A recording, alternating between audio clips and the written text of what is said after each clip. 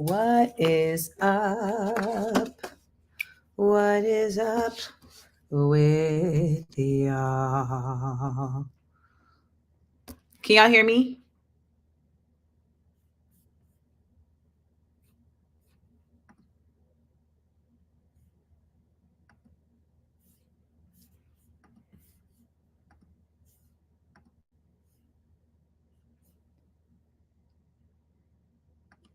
Can y'all hear me? Okay. Hold on. Let me just write some notes while people come on in. Welcome to another episode, another bonus joint of Small Doses Podcast. Another bonus joint. We got things to talk about, things to discuss. And yeah, it's been an interesting last 7 hours. It's been an interesting last 7 hours. So I'm going to talk about it here on the bonus episode because that's what y'all want, right? Y'all want bonus episodes to be bonusy.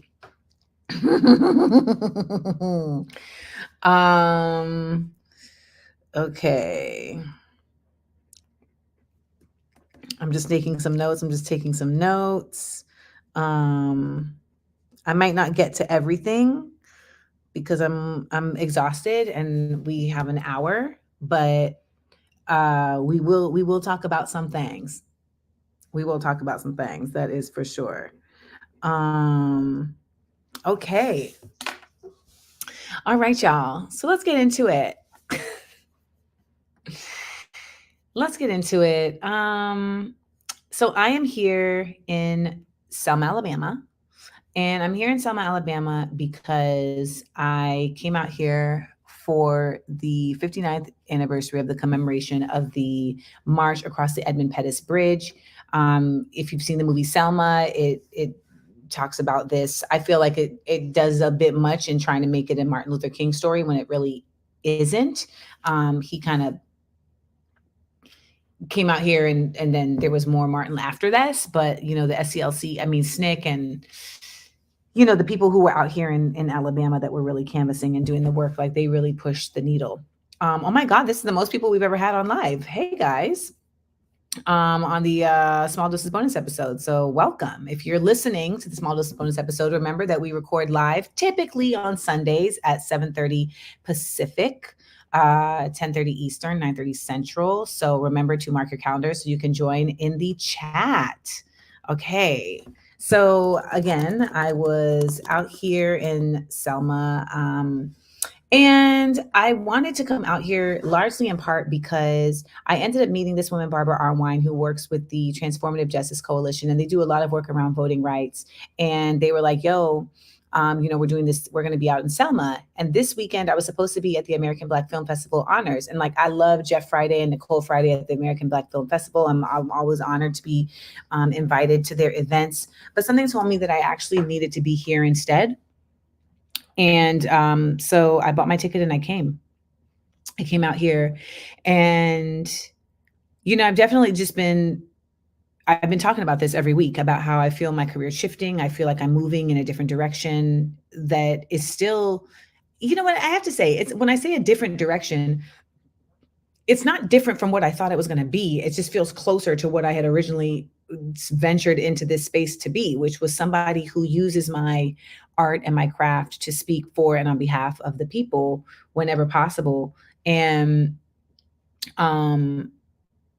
I feel like I'm getting more and more into that space. I feel like I'm getting more and more aligned with that as like my just like aligned with that as my mission. And I've always like seen that as my mission, but I feel like there's never been a I don't know. There's never been a time like now where it really is like a concerted like directive. So long story short, I changed my name from, I changed my Instagram, sorry. Yeah. My Instagram classification from comedian to education, because I feel like that's really what I want to lean into, like educating through my comedy, educating through my art, educating through these platforms, etc. Like that to me is far more telling of what I'm about right now. It's far more clearly like encapsulating what I'm about right now than the title of comedian. Now, some of y'all might be like, Amanda, please, you're being very cerebral, but it is what it is. Like I'm an edutainer. If I could put my own title up there, I would call it edutainer. So there's that. So I came out here to Selma, and it's just been really interesting, just learning about the voting rights issues and the work that is being done on the ground, and meeting people with their different organizations, et cetera. And one of my young sisters that I work with, Kadita Stone, you've heard her on Side Effects of Voting Rights in Alabama on Small Doses podcast. She was out here, so we got to say what's up and chit chat. That's the young sisters, and she was like, oh, like I can get you like to VIP for the walking across the bridge. And I was like, child, I'm not gonna be in VIP with a march. Like that sounds crazy. Like I'm not gonna be in VIP in a march. But so then I was with a young lady and her boyfriend that I had been, so we were staying, where we're staying was like a little bit outside of Selma, so we keep having to drive back and forth, and like you in a car with people, you start getting to know them better. So by today it was like, okay, well, I'm third wheeling with y'all. So we are like sitting, they have like a vendor section, like a street fair section with food and shirts, et cetera, et cetera. So we're walking back and forth there. And we realize when Kadita texts me, she's like, hey, like, I don't know if you know this, but like the ceremony has started. And we were like, what? No one told us. No one told us. So anyways, we rush over, and you have to like go through metal detectors, and we get over there to the bridge. So you can see the Edmund Pettus Bridge, and people are gathered, and VP Harris she's talking. So she's talking, and she is saying things like, they were calling for a 6-month ceasefire, which I think is rich because, this bridge is the bridge that Alabamans walked across to really exercise their democratic like rights. This was Bloody Sunday took place, and they were literally they were fired on by the police for exercising their right to vote, exercising their right to really like live the true American experience that they're supposed to be. And so to call for a 6-month ceasefire in that time, at that moment was fascinating, because like that's what's happening to Palestinians. They're being fired on for literally just like existing, like for their self-actualization. So I'm standing there and I'm just like, because we're about to start doing vlogs that you'll be able to get in the Amanda We Trust here on my Patreon. And my vlogs will be edited by me and produced by me, but they are like Amanda on the move. And so they chronicle like me just moving around. And so literally you'll see footage where I was just like, ugh, the vice president. Literally 10 minutes later, Kadita texts me and she's like, where are you? And I said, well, we are trying to, we're going to cross the bridge. And she's like, no, like, where are you? So she calls me. I'm like, what do you mean? I'm where you said, I'm where I told you I was. She's like, well, can you come back? Can you come back the way you came? And I'm like, why? She's like, because she wants to see you. I said, who? She's like, the vice president. I said, what? She's like, yes, Kamala Harris wants to see you. Can you get back over here? I was like, ugh. Okay. So she's like, run. I said, I'm not going to run. You know that. I'm not going to run. So we walked, respectfully, briskly, but we walked.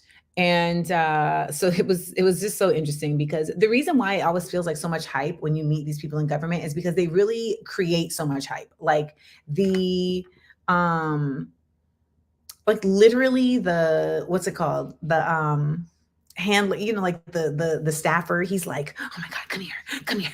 He's like, move, everybody move, move."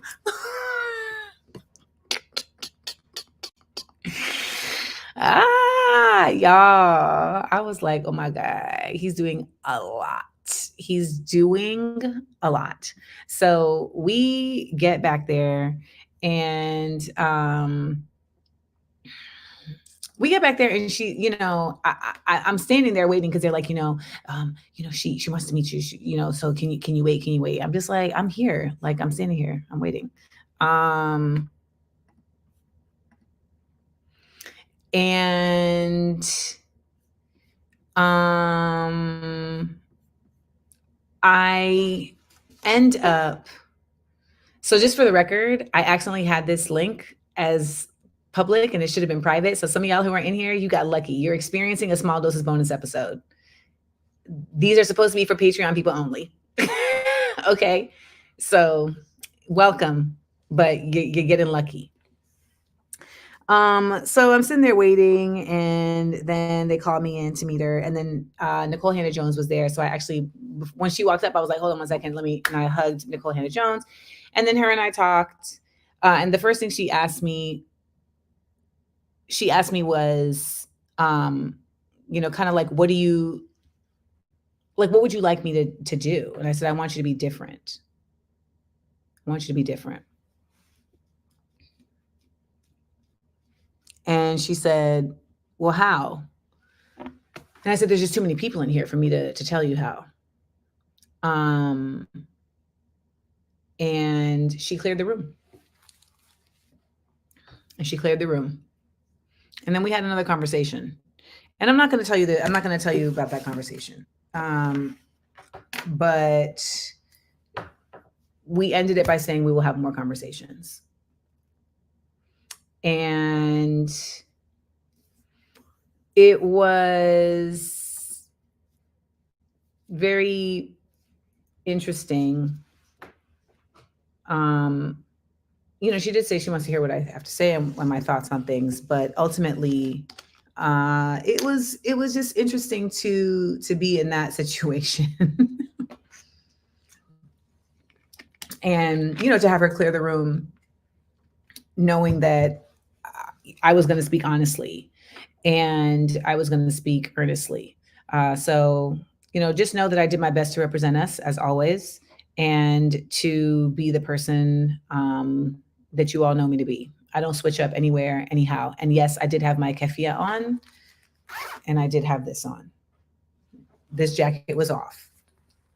So, that being said, I think it's really important that we just take a look at places like Selma, because Selma looks like a time warp. Like nothing has changed since the 60s. Like it's actually scary and sad. Like it's literally exactly the same. And it makes you really wonder, like these places that are like the site of such incredible, like change for Black people, because it was after Selma that the Voting Rights Act passed. When you have that, you should be protecting it, you should be preserving it. And it was just fascinating to see how that just really hasn't been the case, and people have not invested in Selma. And they come back every year for this, but they don't like invest in the actual like town. So, that was something that really was like illuminated to me, and that I want to help, continue to speak about like these types of things. But someone asked, so yes, that was the first time I'd ever spoken to her. The vibe that I got from her was she was very defensive. And, I had to address that, because I don't think that there's any room for that at this juncture. I think that there's a certain level of just kind of like humbleness and listening to the constituency that is needed. And it's imperative that that ego is removed. You want to have that ego with Putin, fine, but you shouldn't have that ego with voters. Not voters who have already like very, very much shown, what they're about and who they're about. So I just thought that was, kind of interesting that that she was like that, because I didn't anticipate that to be the case. Also because she called me, like she had me come back there. So I'm like, how you gonna have me come back here and then be like bucking up? Like how that work? So I think that was kind of interesting, but nonetheless, I think um, the reason that you were not given this is because this is an unlisted link and it's supposed to be a small doses bonus episode that I only do for Patreon, but I made an error when I set up the live, and so some of y'all have been able to sneak in. So you're basically getting a special edition episode of small doses bonus episode. That's what's basically happening right now. And these episodes happen every week, and you can only access them through my Patreon. So inadvertently, you guys are getting a preview of what a small doses bonus episode would normally be. And people come in the chat and they talk while I'm talking and all of that. So that's why you're here. So welcome, but this is not like a normal thing for it to be public. Yeah, I mean, I think that's possibly the case. Absolutely. It was interesting when I used to be in hip hop and I would have rappers who wouldn't even be trying to sleep with me. It was like they just appreciated that we were talking and it was somebody who didn't want anything from them. And I think that that's pretty interesting because when you're in positions of power or wealth or fame, that's always kind of in the back of your head that what does this person want from me? What does this person want from me? And so when you're able to talk to somebody that you genuinely know doesn't want anything from you, I think that can be a very kind of unique exchange for folks. And I don't want anything from Kamala Harris. I don't want anything, not from any of these politicians. I don't I'm not trying to weasel my way into some type of position. I'm not trying to, get their favor to get something. I literally just want them to hear differently and to use their position responsibly. That's it. That's it. And it's funny you say this because that is what that's what the driver said to me. So I think that it's very, it was just a very unique situation. And I'm sure there will be more. And yeah, but that's not how I roll. I don't roll like this. I don't roll like this. You don't just get my influence and reach. But I think that the best I can offer her is honest commentary and honest, no holds barred, realism of what things really are. And I think it is probably very difficult to see that when you are in a bubble and when you have been in pursuit of a certain position for so long. But then, you just don't know. You just don't know what people want. But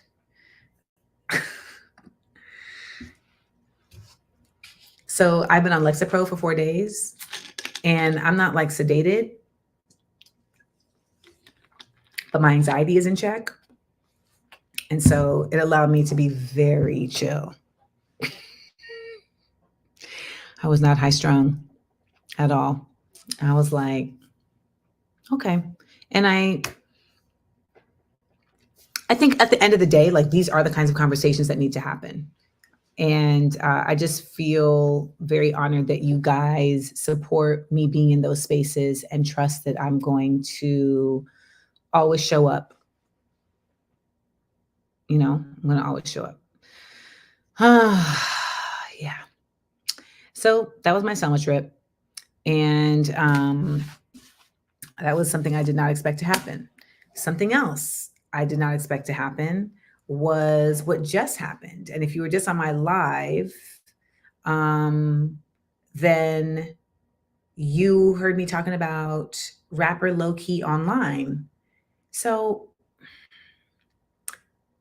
there's a Black influencer who has really, I try not to say her name. I really, really do not. I really try not to say her name, but she has made it her life's work, to peddle the messaging of the white supremacist media. She is very closely tied to PragerU, which does the same. And she is constantly at the forefront of using her platform to undermine and to degrade Black people, trans people, gay people, the lot. And when I see folks that are in support of Palestine platforming her, it really is very problematic to me. And it makes me say that you're not being responsible with solidarity. There is simply no way to show solidarity to Black people while platforming anti Black people. Like, it's just not possible. But then we have to discuss, like, what does it mean to platform somebody? Well, I personally feel like platforming somebody is giving somebody a space to speak unchecked. Okay? Giving somebody a space to speak unchecked. Now, I will say that you know, it must be very, like, I can't even imagine as a Palestinian how I don't even know the word, like, it must be surreal at this point to see, like, so many in the world, like, talking about something that for so long has just been, like, just squelched under the weight of the false rhetoric of Zionism. That being said, again, like, you cannot be platforming this person and thinking that she is, like, genuinely in support of Palestine. Like, get out of here. Like, that's not, like, you can't possibly. You can't. So nonetheless, I addressed this under the post, and then I also, it was LowKey Online, who's a rapper. He was tagged, and so I DM'd him, and his response to this was basically that they're not really platforming her when you post her. It's news, and so that's, like, fine. Like, that when he posts the Prime Minister of England, that's not platforming him. It's news. Now, we don't see the difference there between the Prime Minister of England and a grifter. We don't we don't see we don't see the difference between that? Huh? So I said, the real response should have just been, I understand. That's what the response should have been. And I really found it to be bonkers that he then turned around and sent me a link to an article from 2023, from April 2023, of Representative Barbara Lee talking about being on the side of Israel. Now, mind you, here we are in 2024, and since October 7th, she has been very consistently saying ceasefire. She has been very consistently saying, I do not support sending aid to Israel, et cetera, et cetera. But when he sent it to me, like, I didn't even put two and two together, because I was like, that never even occurred to me that what he was actually doing was what he was doing. I literally was like, oh yeah, like, she's changed her tune now. And then it hit me an hour later. Hold up. Did you just send me that to try to say that I am platforming Barbara Lee? Yes, that is exactly what was happening. He was sending me Barbara Lee in an article in April of 2023 to try to say to me that she is somebody who is supporting Israel and that I am platforming her. So kind of like a gotcha. And I said, wow, this is so anti-Black in so many ways. I mean, it's unbelievable. First of all, You are comparing Barbara Lee, Representative Barbara Lee, former Black Panther Barbara Lee, Senator, candidate for Senator Barbara Lee, with a grifter. Is that what I'm supposed to believe? That you're comparing those two people? You're comparing me interviewing her and holding her feet to the fire, by the way, correct, during election season. The primary for California is literally on Tuesday. So you're comparing me interviewing her about her policies, about where she stands on Palestine, about where she stands on police brutality, etc. You're comparing that to posting videos of an anti-Black white supremacist supporting grifter? Really?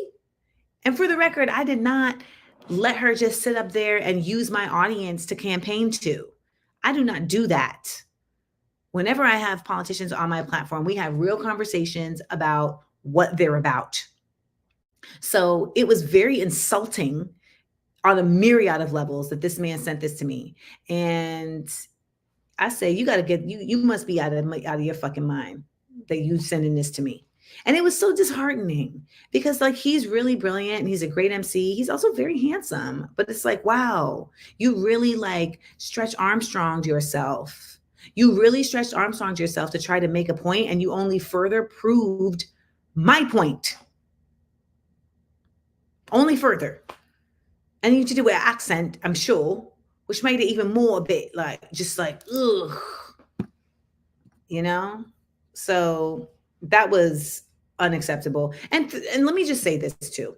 Like, there's only so many ways that someone can show that they are anti-Black. And Candace Kundis has shown this in more ways than any other Black person I have ever seen who's not an actual politician.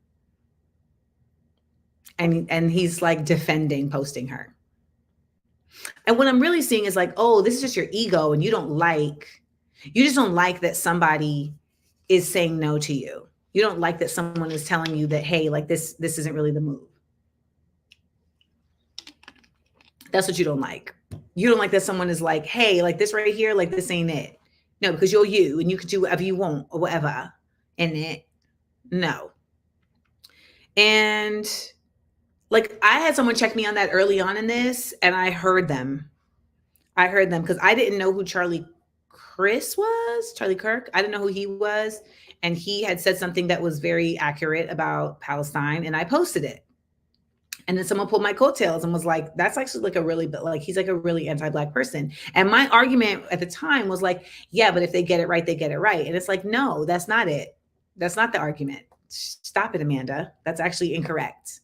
And yeah, like my ego was working, and I had to check my ego because that person was right, and I took it down. And yes, this must be what it is. But I'm not trying to compete. Like, what are you doing? Like, what are you doing? Yeah, so I just wanted you to know about that, because I really feel like it is very important when we are doing this work to hear each other, you know, and to strengthen our bonds, not weaken them, and not let people who don't give a fuck about either of us weaken them at that.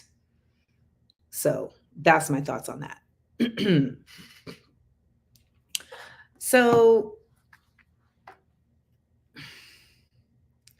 I don't know if y'all have seen these allegations against Puff Daddy, but baby, it's wild. Okay? It's fucking wild. So let's just do a little dive. Okay? Let's do a little dive into what the hell is going on.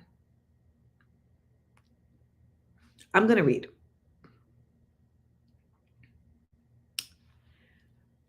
Mr. Jones, by the way, is the person the person who's filed the charge, who was a producer. He produced in 2023, from 2022 to 2023, he produced 9 songs on the Love album.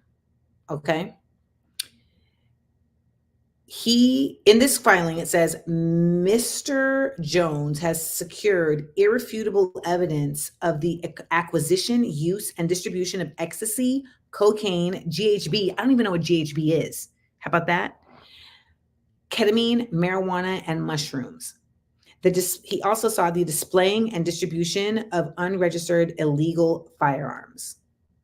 Wait, hold on. Let me just see if I can find this in a bigger font, because my reading vision is like pretty good, but geez Louise, like this is really testing my actual like vision. Okay, let's see.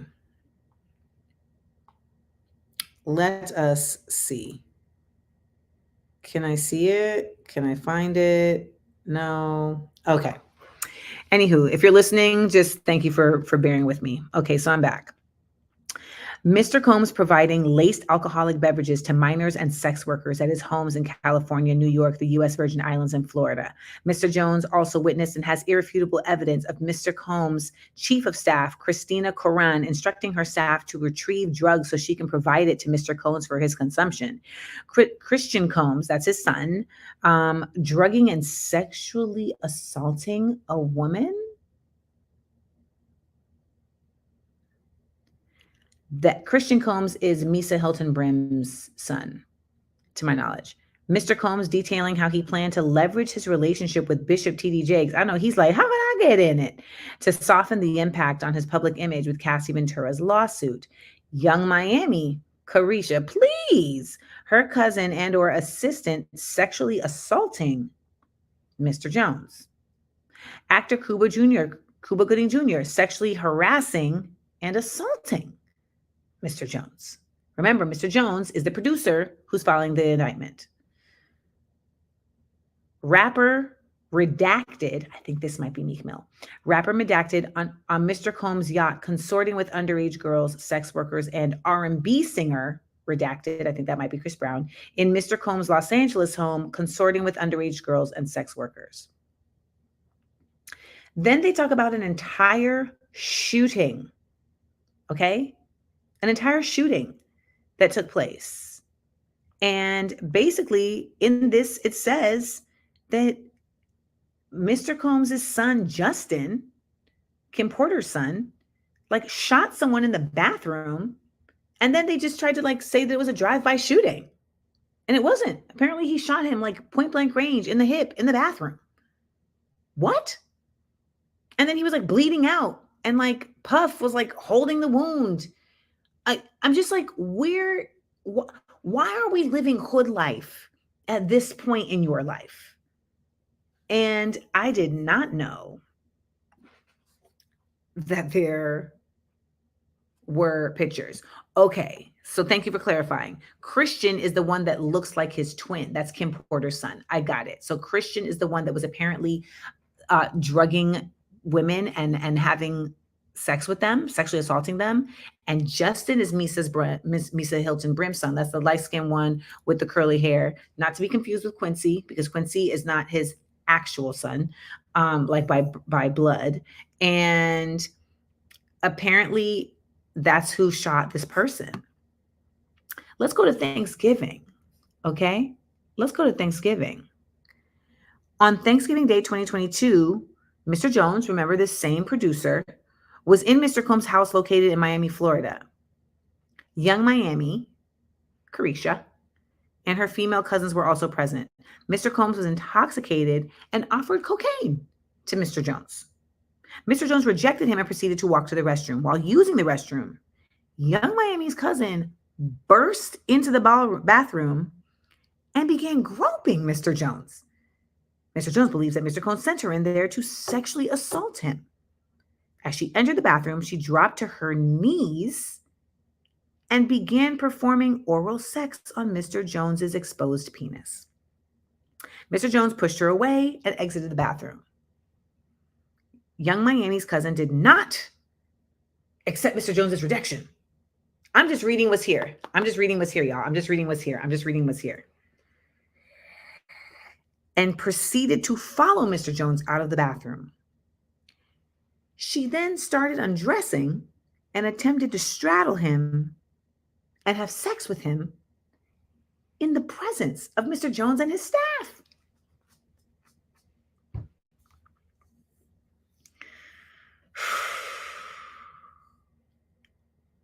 Let's take a beat.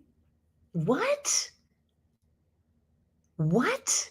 This is all very disturbing. This is all very disturbing.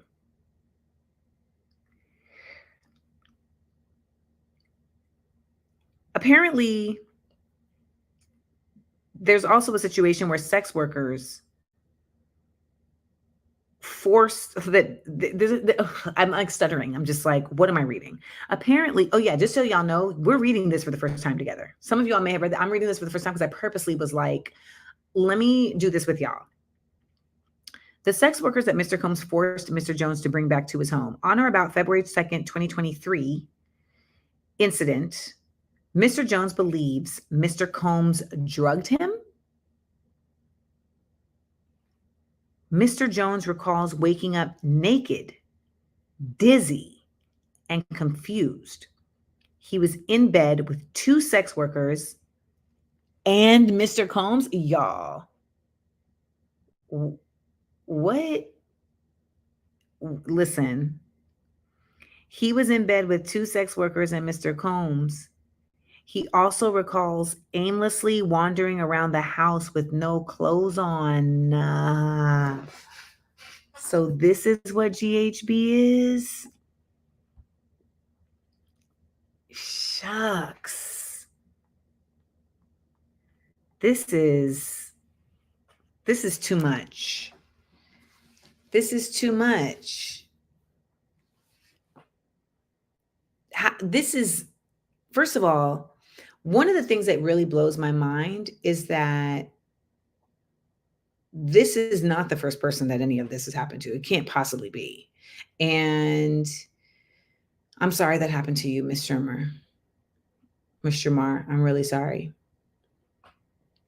You know, a lot of the music business people, like, and people in the show business, like, they just really feel like I'm eccentric and I can just do whatever.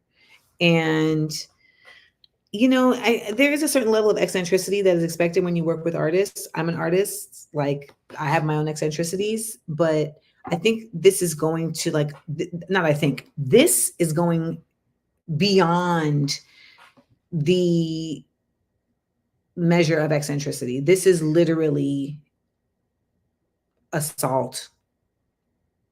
And they literally shot somebody. Like, this is just violence. It is beyond my scope of comprehension. Now, someone said Diddy Man, who would have thought?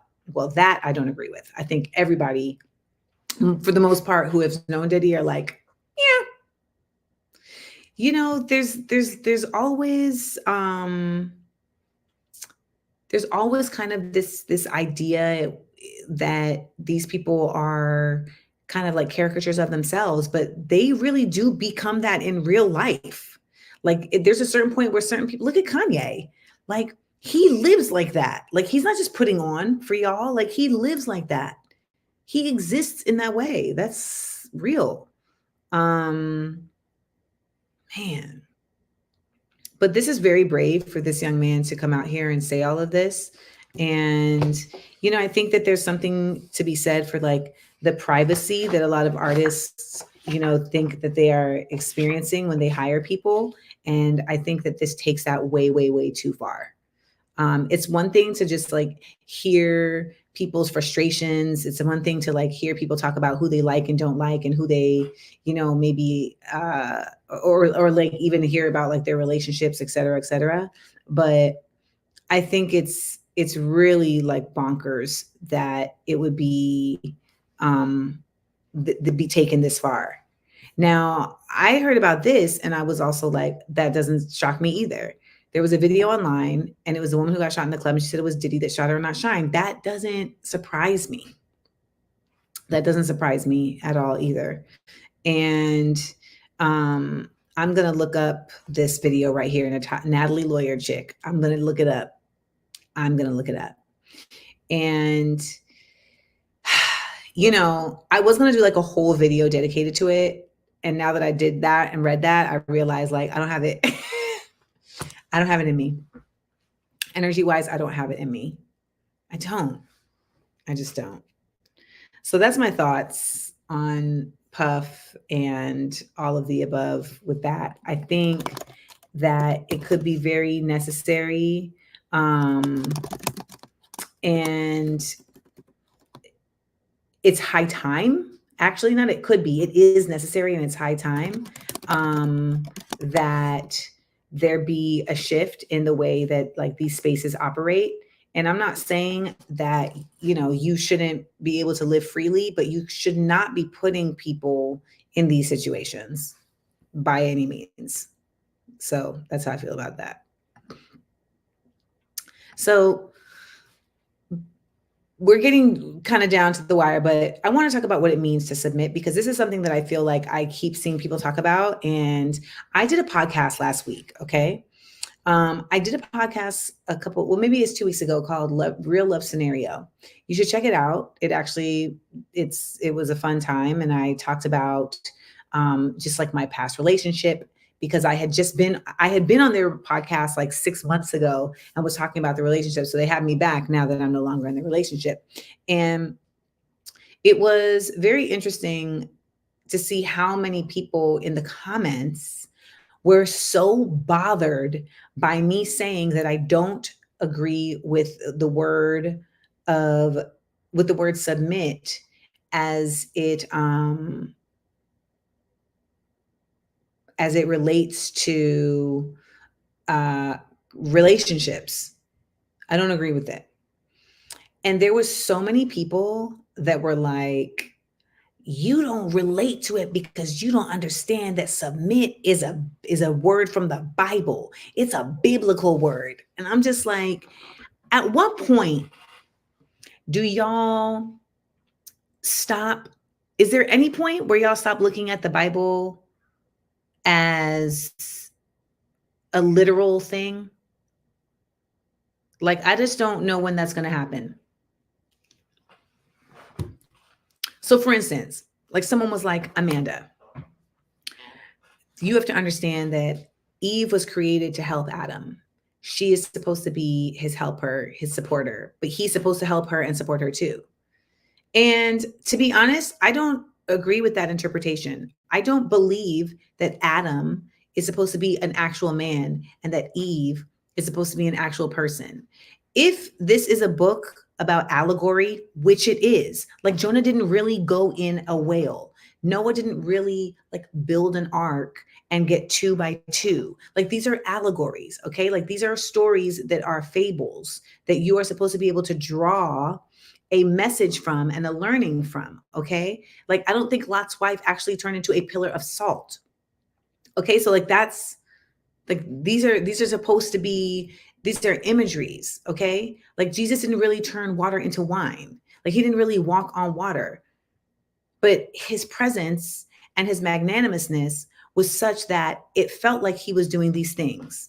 Like that's, yes, Daniel didn't really go into the lion's den. Like these are all fables and mythology that is supposed to teach us.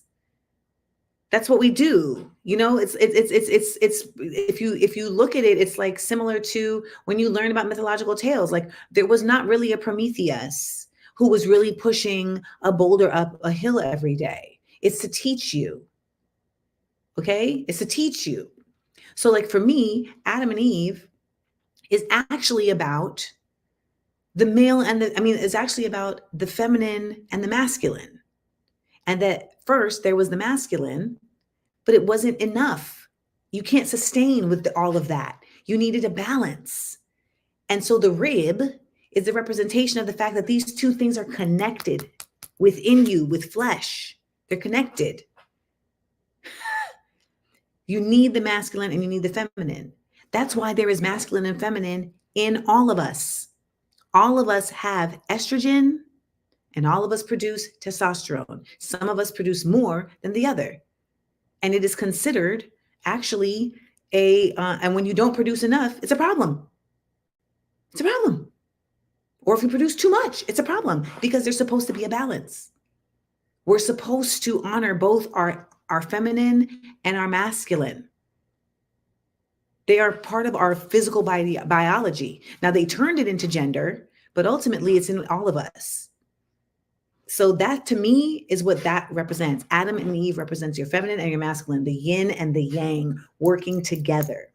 And then when it comes to us in the physical form, we are both supposed to be aligned in our feminine and masculine to work together. But there was an interpretation of this that took it one way, and then it's just come down the line and come down the line and come down the line, and it's come down the line in a way that is only supposed to really support patriarchy. And then when I say I don't believe in submission, people are like, see, you don't understand the biblical sense of what the woman's role is. And like, it's no, I do understand. I don't agree with it. I don't support it. I think that the interpretation is false. And I think it's problematic that you would ever continuously position an entire like half of the population and the ones that actually have the physical ability to create more populace, that you would actually think that those are the people that should be submitted. Huh? And for the record, submission literally means to defer power to the authority or to someone more dominating. I don't believe that has any role in a relationship that's healthy. I don't. Now, if you decide that that's how you want to live your life, then that's on you. But that's not even you submitting. That's you making a choice. That's you making a choice for how you want to exist. So you're not submitting. So I just think that that's something that people are like always on my head about. And they're always trying to tell me like, that's why you ain't never going to have no man. That's why you ain't never going to have no man. And I'm just like, listen, guys, I don't consider having a man to be the metric by which I am measured and my success is measured. I don't consider it to be. I think it would be a beautiful thing if I were able to get partnership in the way that I envision it. And if I do, then fabulous. And if I don't, well, you can't win it all. You can't win it all. You can't. You simply can't. And there's that. So every week I do something called the Men in 7, where I pick a conversation that I had with a man in these last 7 days. And our driver here in Selma, Uncle Lionel, he is in his 70s. This is an older Black man. And I was so moved by how progressive his thinking is. He's got 2 daughters, and I was in the back seat in the car, and we were driving, and I was just saying how, I feel like there's so much pressure on women to like have to just like settle down with a man. And that's when he echoed and was like, absolutely not. Like, that does not define a woman. That does not define a woman. That's unacceptable. That's unacceptable. And I was like, yeah, Uncle Lionel. Yeah. He was like, no, if a man is about his salt, then he shouldn't need you to have to submit, or you shouldn't have to diminish yourself. He should be able to be his own person and have his own identity. And that's that. And I was like, yes, Uncle Lionel, I agree. I appreciate you. And I was also talking to him about, I was also talking in the car about just the idea that, when we are out here being ourselves and trying to date people, that there's like so much pressure. And I was saying that I can't even remember. Now I'm like blanking about what I was saying to him. Now I'm blanking about what I was saying to him and what he was saying to me. But overall, I will just say that it was just a very illuminating conversation. It really showed me that like it's not just an age thing. Like sometimes people are like, oh, because my dad is old school or whatever. And it's like, I don't think these are like new ideas for Uncle Lionel. It didn't come off that way to me. What it said to me was that he understands the value of women. And I had said to him, every civil rights um, movement and revolution has constantly been undermined by betrayal and ego. And he was like, yeah. And you know what? They were all run by men. They were all run by men. And the women that were involved were not platformed. The women that were involved were not seen as valuable. And they just kept looking over them and looking over their work. And I was like, okay, go off, Uncle Lionel, go off. He was like, nah, it's just unacceptable. And that's not how it should have been. And the women were not getting the credit that they deserve, and they weren't given the way, they weren't given the resources that they deserved in that, and they were right there the whole step of the way. And I was just like, you see, this has built me up. This just built me up. And he was like, I think it's really important that we remember that, because it doesn't have to be that way, and it shouldn't continue to be that way. It should absolutely be a change in how we do things, because that's the only way that we're going to change. And I was so, I just felt good.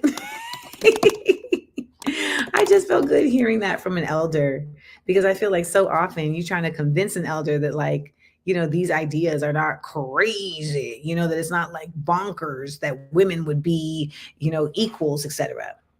So he was really about that. And he really made me feel happy that I was in that car with him. And I felt even safer on the drive that I was with Uncle Lionel and he was not talking nonsense.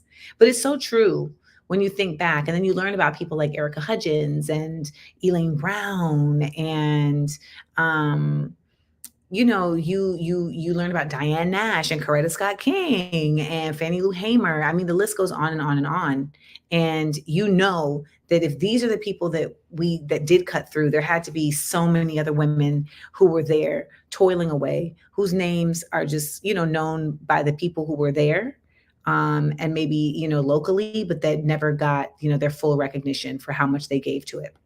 When you read Elaine Brown's book, A Taste of Power, and you see that like in the Panthers, the men had to eat first and the women would eat second, you're just like, why is there always a necessity for hierarchy amongst gender? It's unacceptable. Cut it out. Cut it out. So that was a really cool conversation that I had with Uncle Lionel. And, I have conversations with different men all week long. And actually, there was a brother that came up to me in Selma today, and he has an organization called Manversations. And he said he's a licensed therapist, and Manversations is all about creating spaces for men to have like heartfelt conversations about what's going on in their life, to discuss things like PTSD and divorce, to really deal with their mental health in community. And I thought that was just so beautiful. I thought that was just so beautiful, because it really was I know that when I was with my ex, like he just didn't have like real friends that he could have those kind of conversations with. And when I thought about it, I was like, I don't feel like any of my exes did. They had homies, you know what I'm saying, that they may talk about like sports, they may talk about like hoes, you know what I'm saying? Like they may talk about like the newest Jordans, but they're not going to talk about like, yo, like I'm really frustrated, or yo, like I'm really sad that so-and-so, spoke to me this way. They're not going to have like heartfelt conversations. And I know that that's like a tall order to ask from a lot of men, but I think that there's such a benefit from being able to have that safe space. And your partner can't always be that. Like your woman partner cannot always be that. My partner used to get so annoyed with me talking to my friends. And I'm like, well, I talk to my friends because they're my friends and they have different mindsets. But also it's like not like you're like the best person to talk to. Like you don't necessarily like have a large capacity for empathy at all. And I feel like so much of your empathy is performative, because you feel like you just don't want to look like a dick. It's not really like you actually feel the feelings, Whereas like when I talk to my friends, they really do feel the feelings.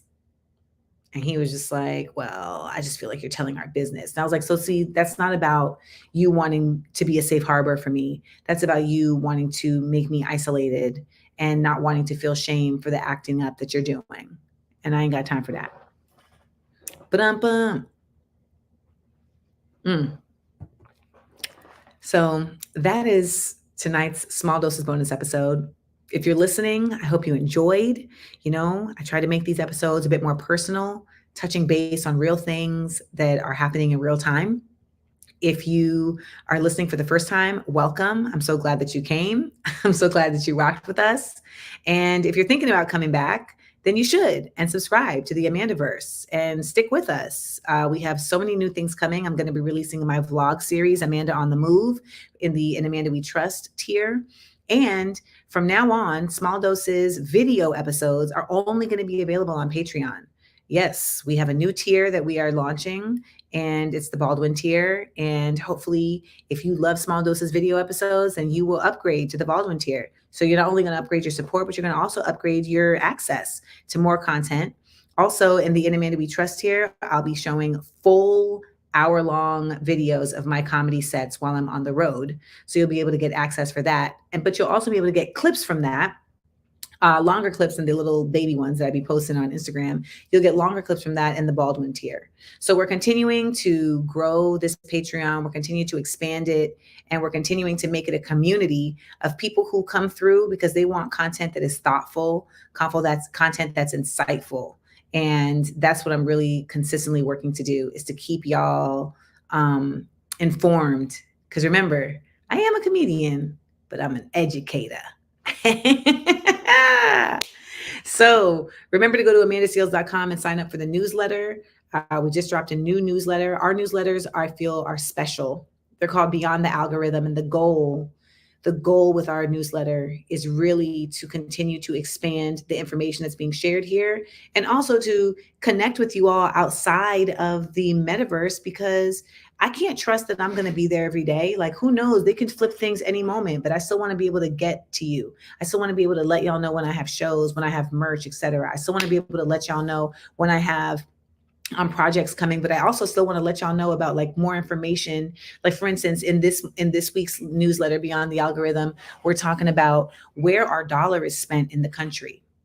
And I know so many of us are really like hyper aware now of the fact that like our tax dollars are being sent to Israel, but like, where are the rest of our dollars being sent? We're talking about it.